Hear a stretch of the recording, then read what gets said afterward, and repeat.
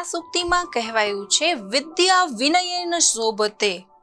વિદ્યા એટલે કે વિદ્યા જે આપણે જ્ઞાન મેળવીએ છીએ તે, વિનયેન એટલે કે વિનય વડે, અનુશાસન વડે, શોભતે એટલે કે શોભે છે.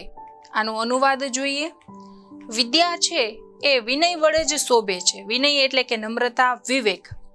ઘણી વખત એવું થાય મિત્રો કે આપણે સારામાં સારું એજ્યુકેશન મેળવીએ, સારામાં સારી ડિગ્રી મેળવીએ અને સારી પોસ્ટ ઉપર નિમણૂક પામીએ, પરંતુ આપણે જેના કારણે ત્યાં પહોંચ્યા છે એવા આપણા ગુરુજનો, આપણા શિક્ષકો, આપણા માતા પિતા, આ બધાનો આપણે આભાર માનતા નથી. આપણે માત્ર આપણી જાત ઉપર જ ગર્વ કરીએ છીએ કે વાહ, આ સારી પોસ્ટ ઉપર અથવા સારો બિઝનેસ કરવા માટે હું એક જ જવાબદાર છું અને હું હંમેશા બધાને અપમાનિત કરી શકું, મારી પાસે સારામાં સારી ઓથોરિટી છે. તો ખરેખર એ અયોગ્ય છે. આપણે જે વિદ્યા મેળવીએ છીએ, જે એજ્યુકેશન મેળવીએ છીએ, વિદ્યાની દેવી સરસ્વતીને સૌપ્રથમ આપણે વંદન કરવા જોઈએ, એનું માન સન્માન જાળવવું જોઈએ. જો આપણે ગમે તેટલા ભણેલા હોઈએ પરંતુ બીજાનું માન સન્માન જાળવવું, બીજાને મદદરૂપ થવું, આ ગુણો જો આપણામાં ન હોય તો ક્યારેય આપણે સારું પરિણામ મેળવી શકતા નથી. એક દિવસ આપણા ગર્વ, આપણા અભિમાનનો વિનાશ થાય જ છે. એટલા માટે જ કહેવાયું છે કે વિદ્યા મેળવો, ગમે તેટલું જ્ઞાન મેળવો, જ્ઞાની બની જાઓ, ગમે તેટલા સારા ક્રમાંક પ્રાપ્ત કરો, પરંતુ જો તમારામાં વિનય નથી, વિવેક નથી, ગુરુજનો પ્રત્યે આદર ભાવ નથી, તો એ બધું જ વ્યર્થ છે. અને કદાચ ઓછું જ્ઞાન મળ્યું હશે પણ સાથે સાથે સારા સંસ્કાર મળ્યા હશે, આપણે વિવેક બીજાનું કરી શકીએ, બીજાને આદર આપી શકીએ, માન સન્માન આપી શકીએ, જે નમ્રતાથી વાત કરી શકીએ, જે નમે ને એ જ જીવનમાં આગળ વધી શકે છે. ક્યારેય આપણું અભિમાન, આપણો ગર્વ એ આપણે જીવનમાં આગળ વધવા દેતો નથી. એટલા માટે જ કહેવાયું છે કે વિદ્યા છે એ વિનય વડે શોભે છે.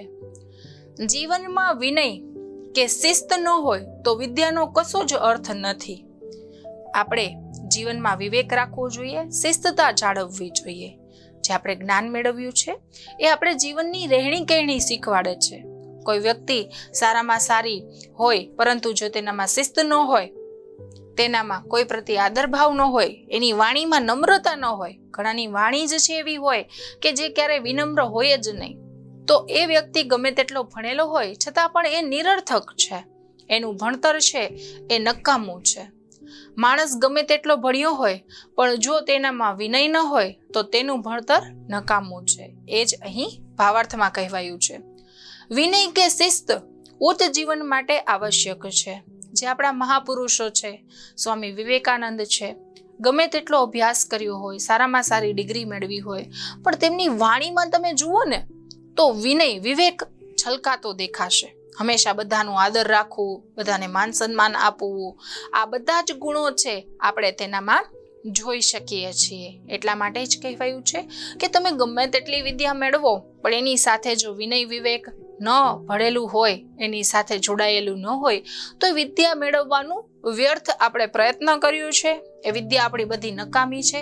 ગમે એટલી સારી પોસ્ટ ઉપર આપણે હોય, ગમે તેટલો સારો બિઝનેસ કરી શકતા હોઈએ, પરંતુ જો આપણે એની સાથે કોઈનો આદરભાવ ન રાખી શકીએ, ગુરુજનો, આપણા વડીલો, આ બધાનું માન સન્માન ન જાળવી શકીએ, તો આ વિદ્યા આપણી આખા જીવનની વ્યર્થ ગણાય છે.